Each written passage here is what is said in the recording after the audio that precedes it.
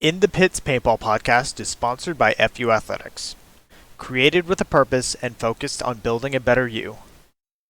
We are a brand that matters in your workout, and every purchase gives back to cancer research. Go to thefuathletics.com and use code INTHEPITS at checkout for 15% off your order. In the Pits is partnered with Get Dat Shot. Get Dat Shot provides both photo and video coverage to teams and individuals competing at USXBL. Message GetDat_shot on Facebook or Instagram for more details. Wanting a print of your favorite photo? Go to getdatshot.smugmug.com, select your photo, and use code GDS20OFF at checkout for 20% off of your order.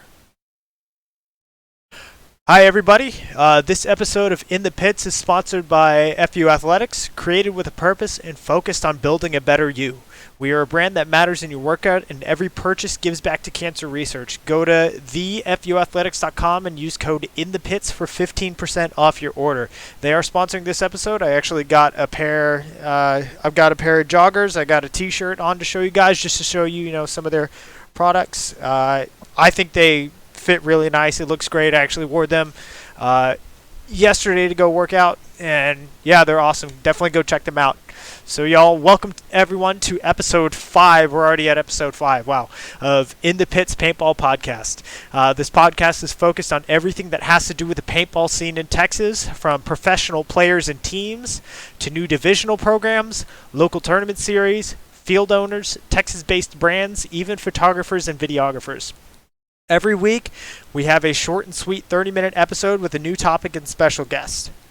I'm Christian Smith. I'm a player for the Texas Titans. This episode, we are going in the pits with Nyles Burgess, owner of the Texas Cyclones. Nyles, how are you doing this evening?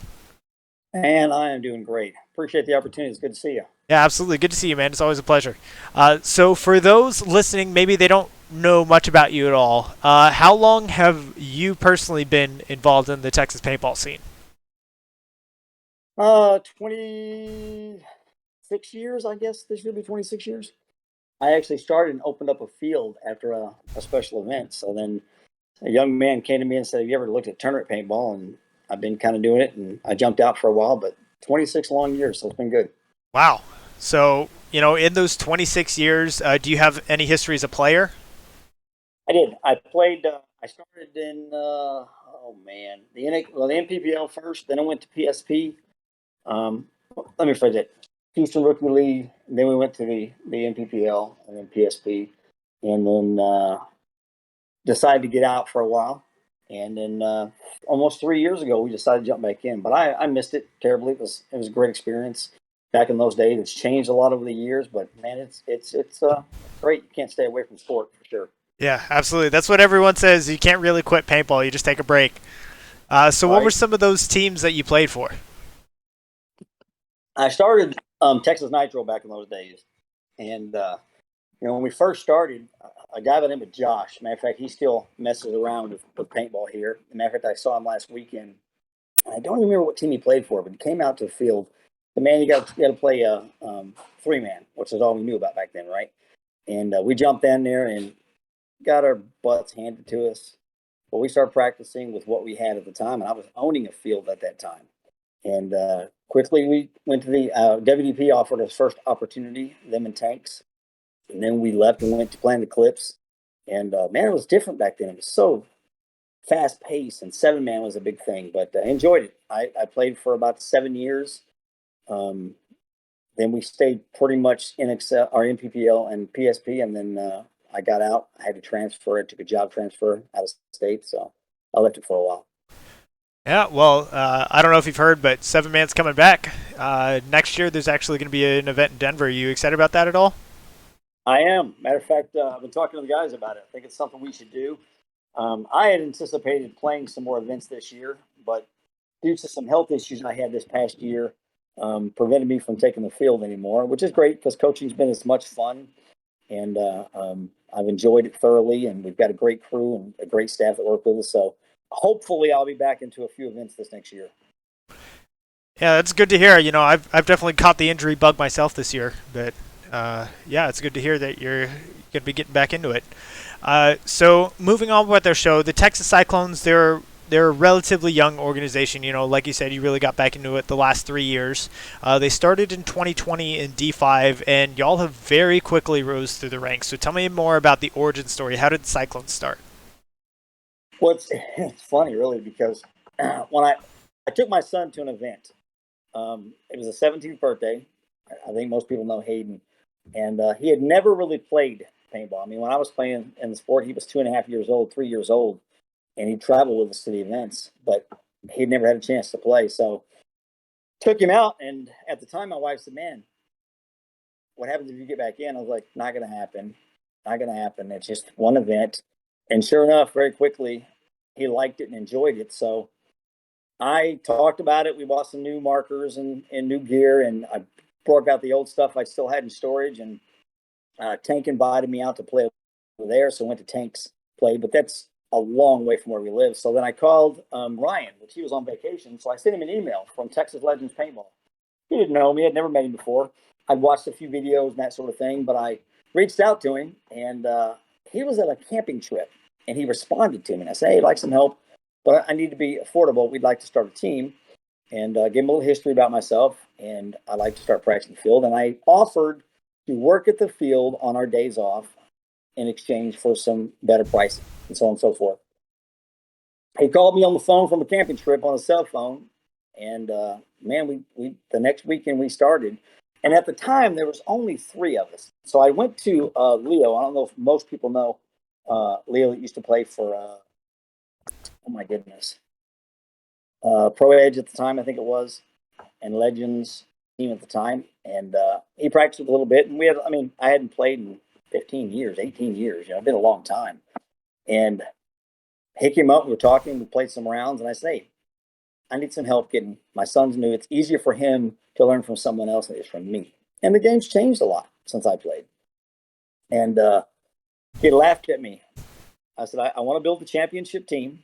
I don't do anything halfway. If we're going to do it, I want to do it 110%.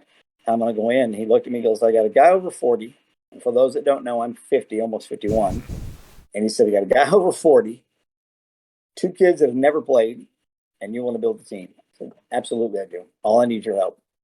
And from then on, he laughed a little bit, made jokes, and I'll never forget, because when I walked away, everybody was laughing at my statement. But I've never been a person that backed down from anything. So if I say I'm going to do something, I always go out to do it. And sure enough, we started beating it. And he started coming out and working with us. And even when he had because of tournaments and things, he was gone.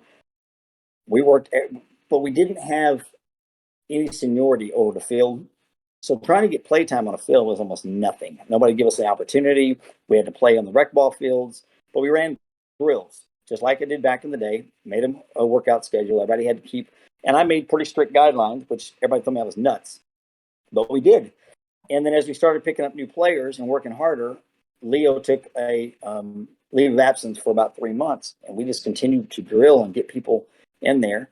And it's amazing. It really is, because we were nobody. So I changed the schedule so that we could play to 7 a.m. We'd have some playtime on the fields. And from then on, man, it was just nothing but just busting your butt and working hard. And we ran drills every single Sunday. And during COVID, when it started, we actually started working 3 and 4 days a week to get things going. And it just paid off. And since that point, as people started slowly coming on, Kyle Snyder was one of the ones that came on. And Kyle Snyder was the Pro Edge on the D3 line. And, I've always told people that I can teach paintball, but I can't necessarily teach family. If you have the family values and understand what our program's about, we don't. If you're late, it's burpees or laps. We have very strict guidelines, which has made it tough, because there are some players that have left over the years that can't deal with what our guidelines are. But if you want to make it to the level we're trying to attend, or will attend, if you will, you got to work hard at it. So now we are 26 strong, I think, right now, between the three teams, three lines. D3 has been phenomenal, but it's been a battle. Everybody's laughed at us along the way, but I didn't give up. The players, Hayden especially, didn't give up, because he came from nothing, knowing absolutely nothing about paintball, and through all the people working with him and all the pros that we'd hired to help out, And then we went with Leo Smotroff for a while. It helped out, and that was a phenomenal deal, and it boosted us up. So it's been consistency. The program we set forth was we have to do more for our sponsors and do more for the paintball community than what we receive back, and that's kind of been our motto. And it's been great. To treat people as want to be treated. I don't want the attitudes. I don't let any negativity on social media. The guys have to give me 3 positives after practice. Sometimes we miss those occasionally if we have too much going on, and it's unfortunate. But it's built us to a very strong family that I promise you that any of the guys that play on the team and their spouses have to be involved with the team and be, kind of, if your wife broke down, had a flat tire, I promise you 10 of the guys would go, man, let me run out there and fix that for you. That's the kind of environment we try to project. Yeah, well, y'all have definitely been, making waves, definitely put yourself on the map this past 2 years for sure. The Cyclones have really been impressing a lot of people in Texas and on the national scene as well. So, talking about that national scene, y'all have been very deep into Sunday at NXL. This year you won in Dallas. You made the semifinals in both Florida and Philadelphia. Last year when you were playing D4, you had a first, a second, a fourth, and a fifth. All of those very, very deep finishes at NXL. So I think we already talked a little bit about it, but what would you attribute all that success to? Dedication, hard work, and a buy-in. And what I mean by that is you have to have a consistent program. We don't deviate from what we do, which means that we practice every Sunday. And some of our players practice on Saturdays, which we did for a long time. We practice on Saturdays and Sundays. But several players, and then a couple of them will even go to other fields and practice on Wednesdays for an hour during lunch break and that sort of thing. So it's been the consistent process. This is what we do. And here's another thing too: we haven't had a lot of turnover like a lot of teams do in the higher ranking section of our team, right? So from D4 and up, we've had the mainstream guys have pretty much been there. We've got Austin's been here a little over a year now, but you've had the rest of those guys for the most part have been here 2 years. If you play with the same consistent people day in and day out, you anticipate them, you talk, it's regular conversations, and we take everything back to basics at least 1 week in a month and work on the little things such as the drills on communication, the movement drills. It doesn't stop. The snap shooting. John Jackson's come out a couple of times and hung out with us and worked on some things, and I'll never forget when he came out. It's the little bitty things that you don't realize that are so important that you do on the field, and it's true. So it starts with our workout. We work out together. Everybody does it together. We jog together. It's not about how fast you can make it. It's everybody has to jog together. Nobody passes each other. And I get a little upset. They get a little, you got some of the young guys that want to show out how strong and how fast they are, but it's not about that. It's about teamwork. So Yeah. we've really pushed the whole thing that we don't have any superstars. What we have is we have 8 or 9 guys on the field that it doesn't matter which one of them are on that field. We feel confident. Does that make sense? Oh yeah, absolutely. It seems like y'all have done a really good job at very quickly securing a very solid core to your roster, and that definitely makes things a lot easier when you're not having to rebuild those relationships every season with half your guys. So yeah, good on y'all keeping your guys together. That really speaks to the amount of buy-in that you have from your players. So kind of you talked a little bit about helping out and supporting your sponsors as well. You guys have a lot of sponsors, and some of them, they're not even paintball sponsors. They're not in the industry. So how did you connect with those sponsors, and do you have any advice for other divisional teams who are looking to secure sponsorships of their own?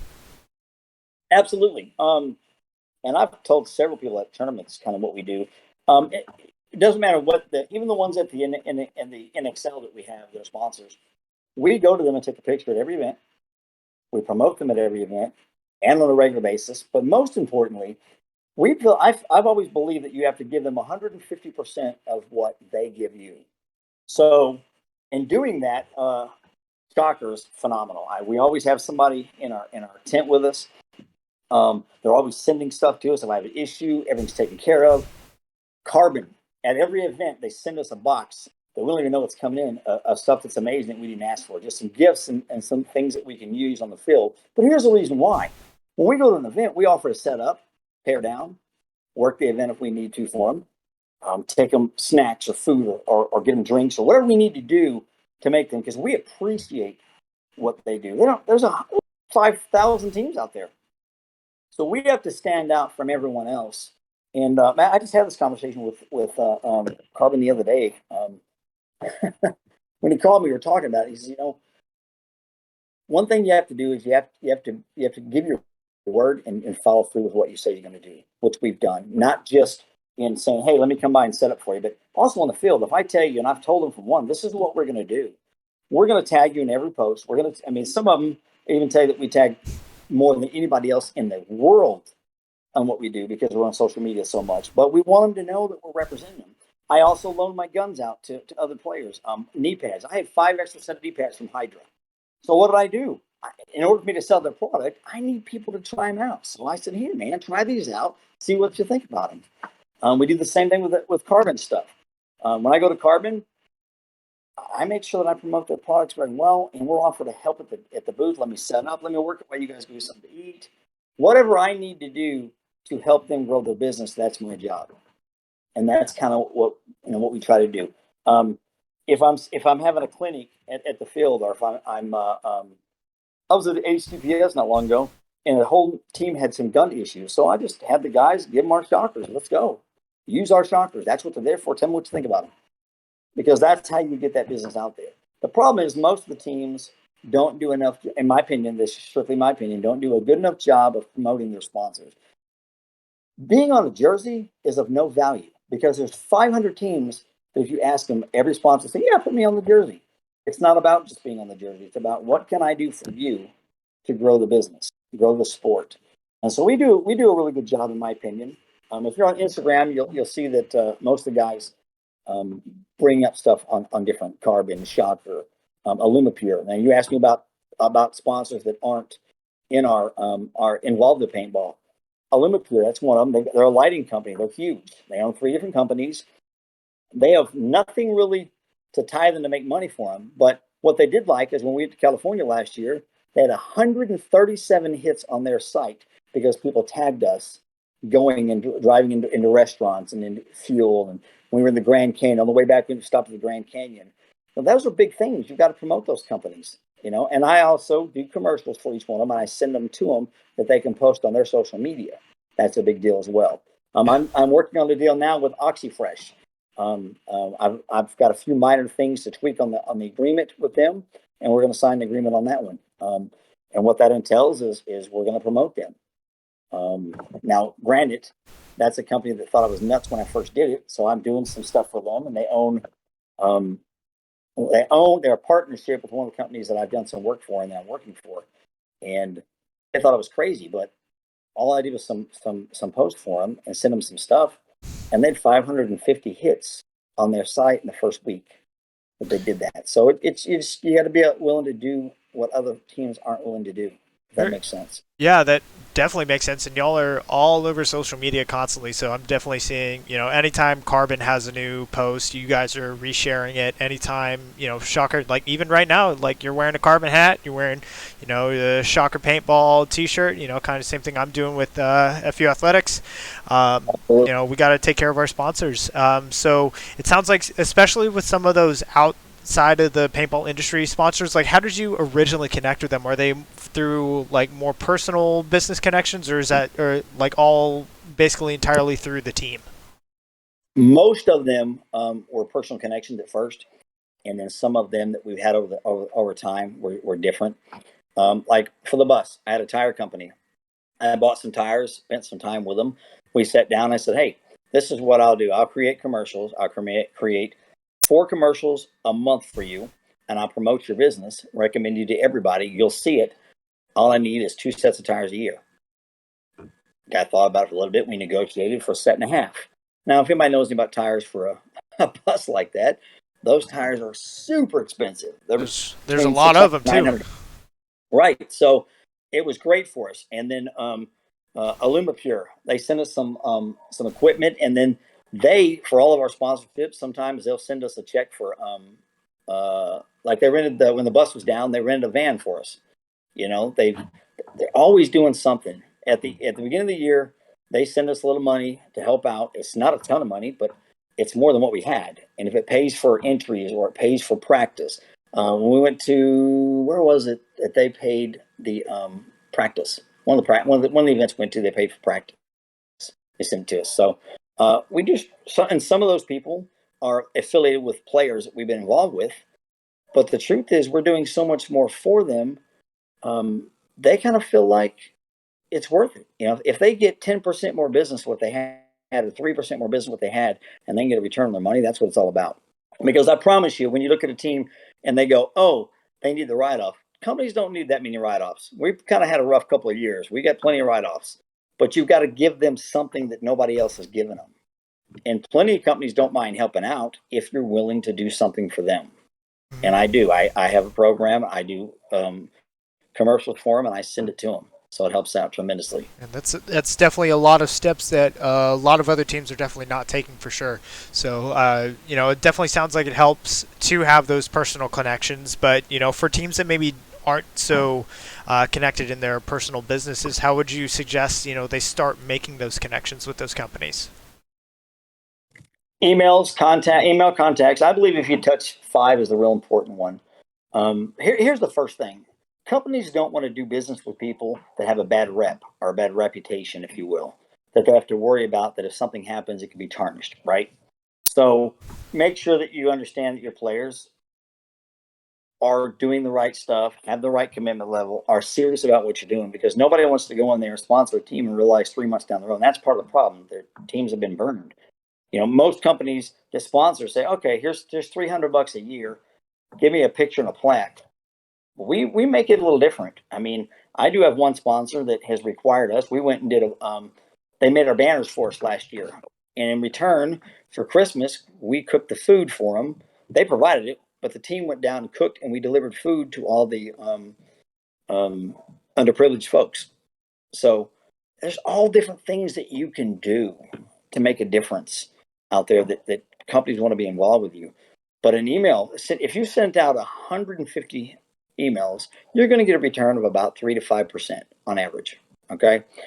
So you got to send out more emails, or go in there and introduce yourself. A perfect introduction with a little history about your team. Many, many years ago, Academy, a long time ago, asked us to set up a booth out in front of their store and just promote paintball. So we did. And this was, oh my gosh, 20 years ago, and they were just now getting into carrying paintball products at that time. And what they did for us, they gave us all a $100 gift card. Now that seems like a lot of work for $100, but if we got that and they had made enough off the event, that $100 could easily turn into $500 or $1,000. We have a little bit different thing because people like being on the bus. The NXL is on the bus. All of our sponsors are on the bus. Look at Outlaw. Outlaw Anodizing is a perfect example. I sat down with those guys not long ago. They do in paintball and out of paintball, and they now have multiple teams. So why do they want the Cyclone? So I sat down with the owners a couple of weeks ago and said, hey, I want to know what we need to do better for you to make you feel like it's worth value for what you provide us. Because we have new guns coming from Lux. We actually signed a new deal with Lux. They're providing us with the guns blank, and Outlaw's going to anodize them for us exactly the way we want them, which is super exciting. And they did our barrels for us last year, and they've done a bunch of other stuff for us as well. But he said that what you guys provide for us is phenomenal because it's all good, clean, it's consistent. You tag us, you do stuff with us. If we're at the events, you come and help out. You're willing to set up. That's what it takes. So just got to be willing to go out and talk to them. It's a full-time job for me, aside from my regular job. That definitely sounds like a full-time job. It takes a lot of commitment to be that persistent, with 3 to 5% returns. A lot of people definitely wouldn't think that that's something that's worth it. So with all of those sponsors, I want to hear a little bit more about kind of the details with those. Are there tax implications? Are y'all registered as a nonprofit amateur sports team? How does all that work out exactly? Because we support suicide awareness and children with autism, we do have an exempt status on there. So it all goes to my tax ID, and then we have someone that files all that paperwork for us. There are some things, because now with the new laws with Venmo and all that stuff, because some things the guys send me Venmo for things they need or any tournament fees that have to be paid. I have to report all that differently, and my tax lady handles all. But yes, we are listed as a nonprofit. The law says you have to donate a certain percentage, which we do. Matter of fact, we have some sponsors that actually write us a check strictly to donate to those funds, which is phenomenal. It makes it nice, but I do have to give them all my tax ID. So I have a bank account. We just filled out the paper with the attorney to be incorporated. I've also added a couple of players that will be a part of an Elia. Elia, I don't know if you guys know with Elia and his mother. His mother owns a company called Iodine Star, which is one of our biggest sponsors, and she owns 25% of the Cyclones now.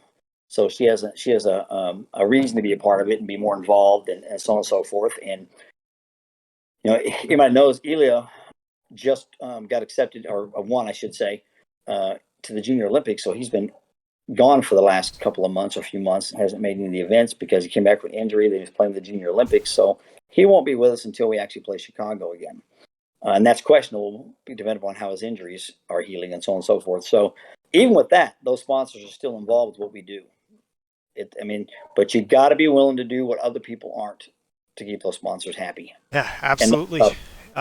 So that's all definitely a lot for especially like new teams to think about, especially like D5 teams, maybe they're only playing a local series like and for a lot of the things that y'all are doing, we don't see many teams outside of the pro division that are taking all of those steps with sponsors, with tax code and all that. So would you say, like, is it worth it for the average divisional team to, go so far as registering as a nonprofit, or what all?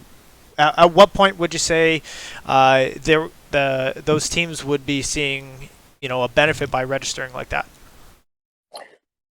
Well, it only works if your long-term goal is to go pro. Since the day that I set foot, I said I wanted to make a championship team, and I wanted to take a team with the majority of the players from zero, which was beginner, all the way up to pro. Still get people that hackle at me and laugh a little bit at that, but that's a dream. And if you're going to do that, then your goal has to be set forth. Now, one thing that I've always said since day one when I started this, it takes 21 days to create a habit. And it takes 3 days to break that habit. So if you create habits and you work that system consistently and you have that consistency going there and people can see that, that's a big deal. Recently, Carbon told me that one of the things they love about the Cyclones is that they're consistent, number one. Number two, you can see them moving up through the ranks and doing what they said to do, and we're not dropping anything. We're not missing any beats. We're working the same stuff. We're working with every sponsor, not just one or two. So the answer to your question is it beneficial? Not for everybody. It's not, because there are some teams that say, all I want to do is hit Division 3. Okay, then I get it. If you've got a full-time job, it's difficult to work all the other angles, because I have a staff of 10, and that staff works around the clock doing different things. I have Kyle Snyder's grandmother, who's actually part of our management team, and she is actually going to be taking over our financial part of it to make it easier and to relieve me to be able to do other things, so she can just take care of the tournaments and get it done and make sure everything's processed properly, because we all work too. But those people are involved and do a lot of things. He brought us 2 attorneys that sponsor us. You know what the attorneys ask us for? One simple thing. All I want you to do is make me a commercial, 5 commercials a year. So we did. Made the commercials for them, sent them to them. I don't even know that they even displayed them the way we planned them or told me how good they were. They did it, and it's been beneficial for us, right? Interesting. So that's definitely a very very involved operation that you got going all the way around. Having just a staff of 10 people to run currently a Division 3 team, obviously with the success that y'all are having this year, y'all are gonna probably hit Division 2 for next year and maybe Division 1 the year after that. Sorry, say that again? We're skipping Division 2. We're going to semi-pro next year. Interesting. Now, wow. I'm going to say you're crazy, but the truth is a lot of those are still playing, and through talking to many people, and I have 2 sponsors that are pushing very hard for us to just jump to that semi-pro level, which is, again, why we're working so hard to do it. And after talking to several people that play in the semi-pro and D2, they recommend the jump as well. And And here's the reality of that it all depends on how the season ends, right? If you've had a really good season and you feel comfortable and you're able to play those teams and get a feel for where it is, so your first couple events will dictate. Now, do I expect to run there and win the top 5 in the semi-pro? It'll be a challenge. Those guys play; they're really well, and we've got a lot of work to do. But they didn't expect us to do well in Division 4. They didn't expect us to do well in Division 3, and we've been able to be in the top 4 consistently.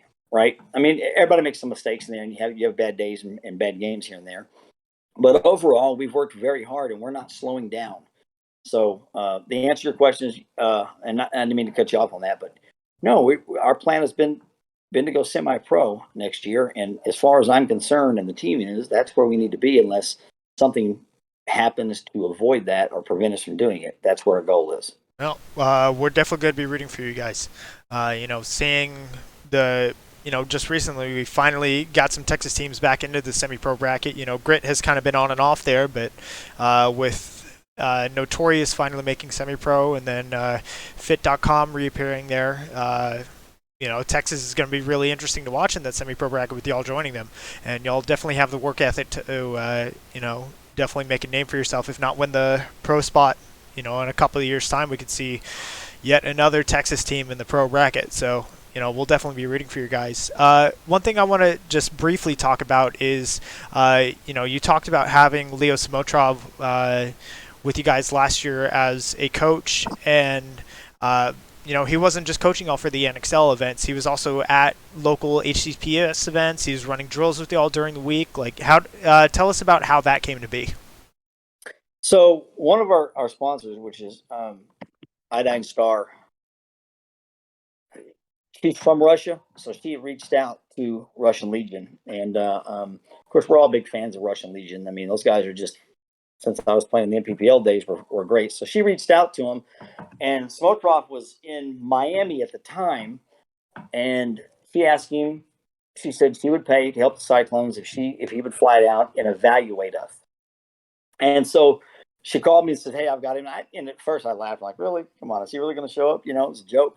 And that was right around the same time that we lost Trey. So it was a very tough time. He flew in and immediately started working with the team. But what I didn't know is he was doing an evaluation on the team at that point, which is what he did. So for 5 days, we practiced every day from 4 o'clock till the sun, was completely gone, and to evaluate how the guys were. And he put a program together and said, "This is what you need to work on. This is what you need to do." And she actually fit the bill to help to compensate him for that and what he did. But it was great. I mean, to have him there every day, and I mean, he was here for my 50th birthday party. We had such a great time. I gave him his first championship ring because we won one of the events, HCPS. We taken the championship for the season, and I had rings made for the guys. And I wanted him a ring. I wanted to have a ring, and so for my birthday we gave it to him. He was so excited. This is a big point. But he was such a great person to be around. And the enthusiasm and the way he'd push and the drills were different. Our workout ethic changed a little bit. He made it a lot tougher. But then things got difficult because at the NXL, he was playing, and then they switched it to where we were playing at the exact same time. So it was difficult for him to coach at that time. And then him not knowing exactly how we were playing, and then him coming and changing things up was causing some differences. He had the greatest intentions, did an amazing job, but then with his schedule and the way they were flying all over the place, he asked if he could take 3 or 4 months off. And then he called me right before Dallas, I think it was, and said, "Hey, I'd like to come up in Dallas, coach you guys, spend a week with you." But at that time, we were already going a different direction.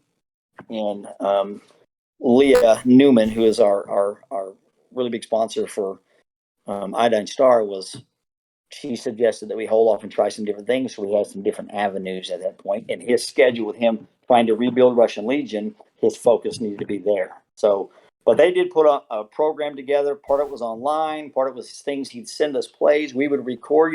Teams got mad at us because we were recording our games. We weren't recording other teams. Don't be mad at us because we're doing our homework. Football teams across the country send their plays to the other and their previous week's games to other teams. That's the way it works. All we were trying to do is if I can videotape, watch our plays, I can correct those people. And I would send them to Leo. Even when he was on the road, he would analyze them and send them back to us. Plus, we had our own staff analyzing those as well, so I was able to make some adjustments. Most teams aren't going to sit up till 2, 3 o'clock in the morning and watch video and not go, oh, that guy looks ag. No, it was more like, hey, you got there and it took you 3 seconds to get your marker up, get your first shots off. We got to work on that. Right? People really underestimate just how valuable it is watching film. On the Texas Titans, I actually started bringing a camera out, just set up a tripod in the tower, and just filmed our whole day's practice. And then, after practice, I'll come back, cut out all the dead time in between points, and then, by the next day, we all get together, just watch all of our points, pinpoint all the mistakes, and it's a lot easier to notice those mistakes whenever you're kind of watching yourself from the third person perspective instead of just being in the moment. You're not necessarily recognizing what it is that you're doing. So that film aspect, definitely a huge part, and that's really cool that Samotrov was taking his time to just review divisional practice footage with you guys, which that's a really cool thing, and we've actually been really lucky. We've had Colt Roberts kind of doing the same thing with us lately, so there's a lot of value there with that. So real quick before we continue, for those of y'all that are watching the live show, here we're going to have time for, I think, 1, maybe 2 questions at the end. So if you've got something that you want to ask Nyles, go ahead and put your questions in the chat. And we'll get to those toward the end. So moving along with the show, the thing that y'all are probably the most recognized for is the bus. So you've talked a lot about the bus already. Having all of the sponsors on the side of the bus, but tell us how, why does a paintball team need a bus? What kind of brought y'all towards getting this, and how did that deal happen? So it started as a joke, and it was me. I was like, we really want to travel together, right? Because a family that works together, plays together, and spends all the time together works really well together all the time, right? And so I made several jokes about it. And I'll never forget it from all the players. We're like, you're nuts. We can't afford a bus. Like, you're right. We can't afford a bus, but we can if we put our minds to it. Because I'm a firm believer you can do anything you want to do if you put your mind to it. What we've done so far has been in that situation. So I found them all over the country, man. 50,000, 80,000, 30,000. It was crazy.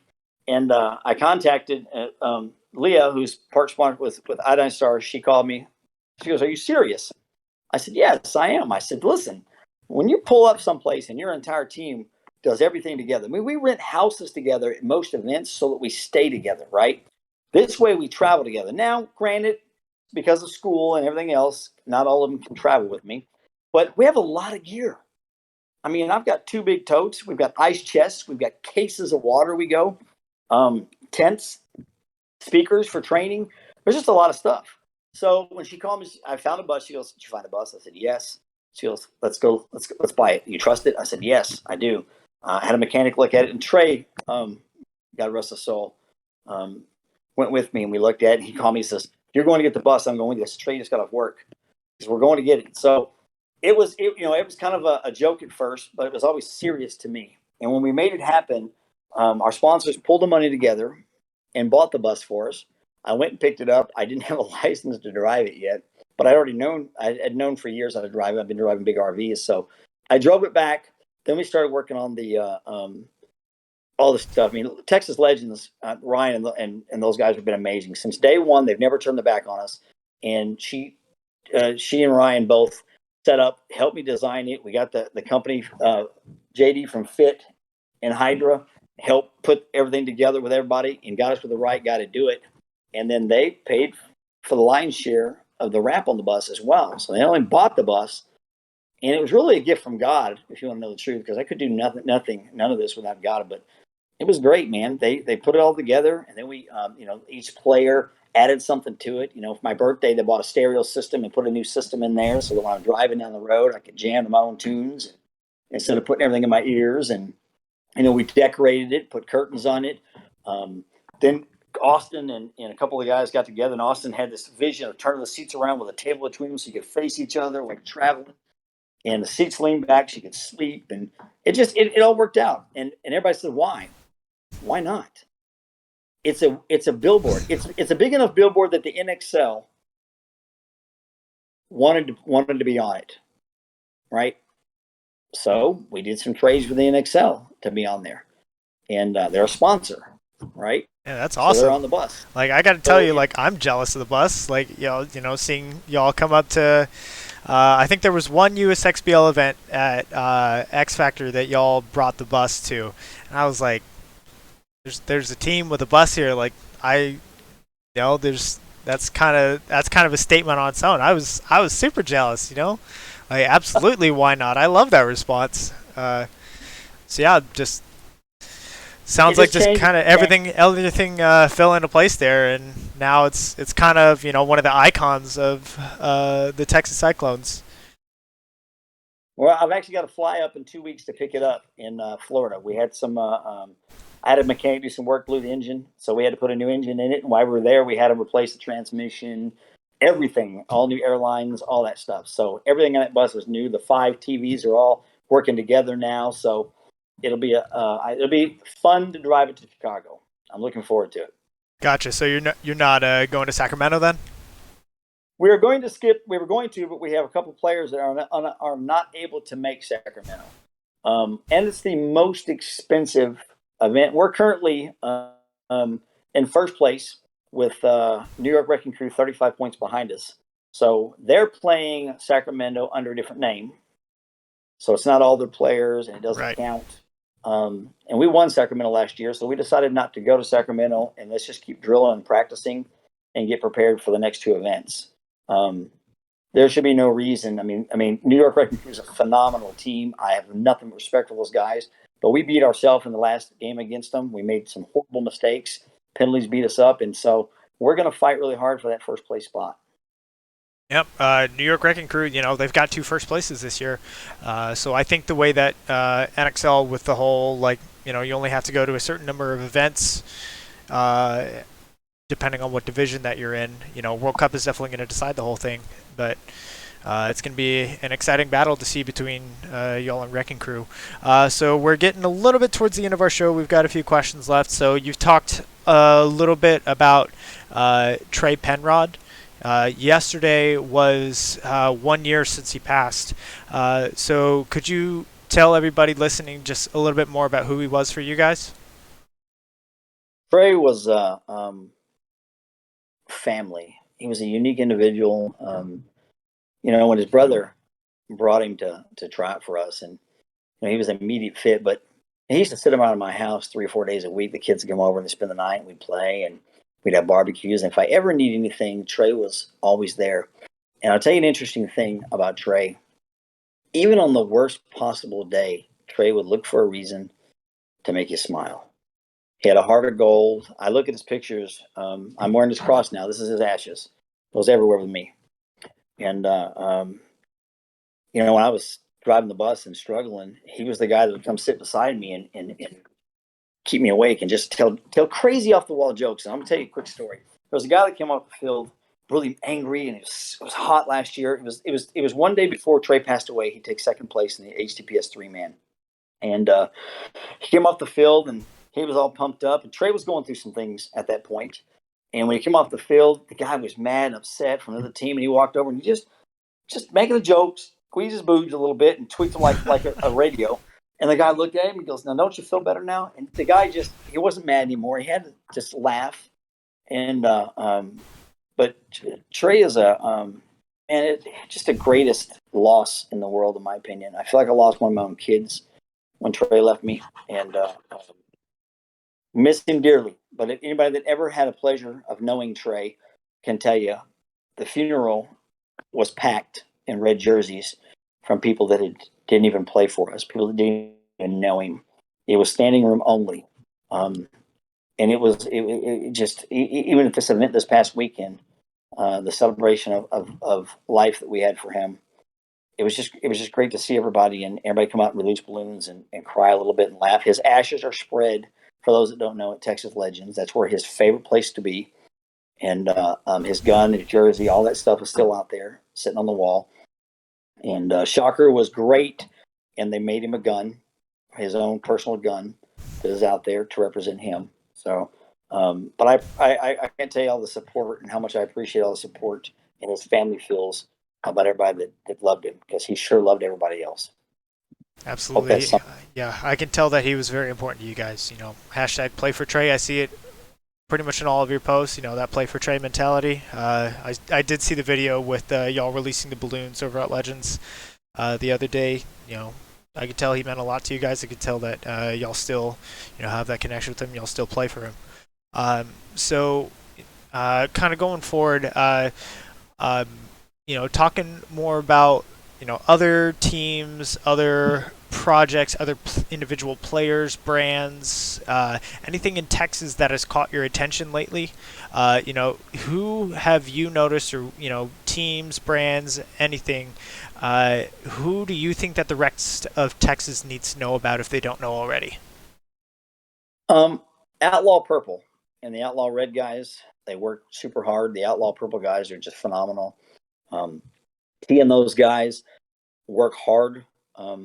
I used to make a joke that we truly were the hardest working team in the country. And that's really an opinion of myself. But those guys are great. DC Hayes, the Pro Edge guys, those are three teams that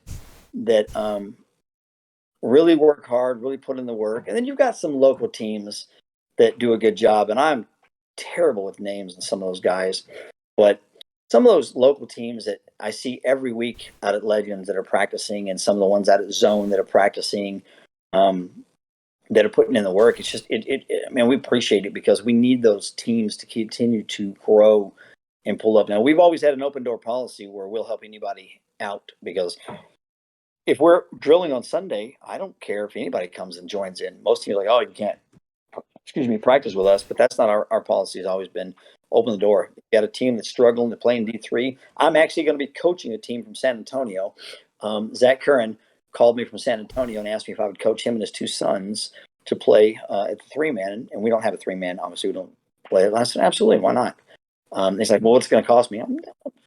That's the least we can do to support the sport of paintball, is continue to give back. But man, those other teams that are out there, I mean, DC Hayes guys have been phenomenal. You know, they played one heck of a game in Dallas, man. They beat us in Dallas, and we were able to move on after that. But they do a really good job of reading the fields and playing. So those are teams you should watch for. The Outlaw guys work every week, just like we do every other week. Plus, those guys set their own field for practice fields. When they get out of work, they can run over to Outlaw and run drills and that sort of thing. So those are teams you need to watch for. Other teams, obviously the Titans. I mean, I love the Titans. You guys have been phenomenal since day one. It's like relationships, right? You love seeing those teams that have been around for 2 and 3 years and continue to work hard and build up. Just the Dragoons. I love those guys. Those are guys that work so hard every week, and they have fun. That's the key thing. Still having fun playing paintball. So my hat's off to all those guys, because I absolutely love all of them. I love to see them working hard, doing great things, and keeping their same rosters together, and always looking to grow in the sport. So it's fun. Yeah, well, Titans definitely appreciate the shout out. Speaking of the Dragoons, we're going to have Sasha on tomorrow night's live stream. So nice. We'll get to hear his story. They just took second place at the USXBL this past weekend in D4. Big moment for them for sure. We're really happy for them. But yeah, DC Hayes, Outlaw Purple. We saw them playing at the Mardi Gras event earlier this year. DC Hayes won that event. Outlaw took top 4. So a lot of Texas teams definitely working hard. So it's good to see that. So real quick, we've got one question from the chat. This is from Carlos Rangon. He's actually one of our partners, Get That Shot. His says, question for Nyles. Who takes your team photos, and how important is media coverage of your team to you? It's very important. We actually, J-Mac does all of our photos now. Kim Burgess Photography has always been our because that's family. she's had a photographer, but she doesn't get to go to the events. And the truth is, we can't use her because I always had to put her to work. But we do use JMac. I actually signed a deal with JMac for the entire season this year. We had used some other folks, and not that they did a bad job, but some people only get one side of the field, and we're looking at getting everybody in there. And the answer to his question is, it is huge. I pay a fee for each event to make sure we have photos, and I think it's super important because, man, you get a much better shot, much cleaner, and it's easier to help your sponsors out and get that. And one thing that JMac has done a really good job for us, big shout out to him because I love that guy. If you haven't booked him, you should. And I know your guy does great pictures too. But all the photographers work really hard on the field, and whatever their fee is probably isn't enough, really. I mean, we appreciate they keep it affordable, but it really isn't because they get shot up, they work hard, they gotta go back and edit all that footage and stuff. But anytime that I need something, I've only had one photographer that did anything for us that we asked for a little something extra, and they refused. You know what I mean? But normally those guys, I mean, if I call JMac and tell him I need something, he does a good job of putting something together, whether it's a video, or just a particular picture, or make a banner or a flyer for me. He's do all that stuff for us. Yep. Shout out to all those camera guys. I had Carlos get that shot. He was on episode 3 of this show. I had Carlos, one of the photographers. He's now officially partnered with the show. He's done a lot of that stuff for me. So shout out to Carlos. Shout out to all of those photographers, videographers out there working really, really hard, to really capture those moments for us. So that brings us to the end of our time. Nyles, thank you so much. Definitely learned a lot from you. Just talking to you here. I hope everybody else was taking notes as well. So do you have any last shout outs or things you'd like to say before we sign off? I do. I really appreciate all of our sponsors that have had us this year. It's been phenomenal. What Carbon has done for us, what Shocker has done for us, and now we're signing the new Lux deal. Illumipure has been fantastic. Virtue has been fantastic. Ryan from Texas Legend, Hydra Fit has been great. I mean, Outlaw Anodizing, all those guys have done so many great things for us these last couple of years, and we really appreciate it. And we hope that we're as good to them, or better, if you will, than they are. But I do want to say one more thing. I'd like to give a shout out to Neil. I'm terrible with the way to pronounce the name. Idzone from Europe. He is our new head coach. We didn't make a formal announcement, but he is our new head coach going forward. He is. It's great because he'll be at all the events. But more importantly, we talk and do live video, and he'll be coming down. We'll be flying him down 2 weeks before we go to any national events after Chicago is our goal. And so any teams out there that want to practice that are at least D2 or higher at the events, we are booking 2 practice times at Chicago, and we'd like those teams, if they want to jump in with us and scrimmage, that'd be fantastic. And that's so that we can do more work with Neil. And we appreciate Neil's work. It's been phenomenal. He's a pro player from Europe that got out for a while and does great coaching. And I just want to say I appreciate him coming forth and helping us out. It's been phenomenal. Awesome. Thank you so much, Nyles, and thank you all so much for tuning into the show. Please be sure to go follow the Cyclones. That's at Texas Cyclone Paintball on Instagram. What other guests would you guys like to see on the show? If you're on the YouTube recording of this, please be sure to leave a comment down below. While you're at it, hit that subscribe button. The show goes live weekly here on twitch.tv/inthepitspaintballpodcast. Recordings are usually posted every Thursday. I'm actually doing a show tomorrow night at 8 o'clock with Sasha Zucker. He's the owner of the Dragoons, and that's because I'm not doing a live show next week. I'll be on my honeymoon going with my wife to Vegas, a little 2 years later, but finally get to go on that. So the Dragoons are coming off of a second place finish at the USXBL JT Open. At the Empire Open before that, they had a second place finish in D5, so they're really doing well for themselves lately. So everybody, thank you so much. We will see you tomorrow night for the next live stream. Thank you so much for your time, Nyles. Thank you. I appreciate you guys. Good luck, everybody. We'll see you soon.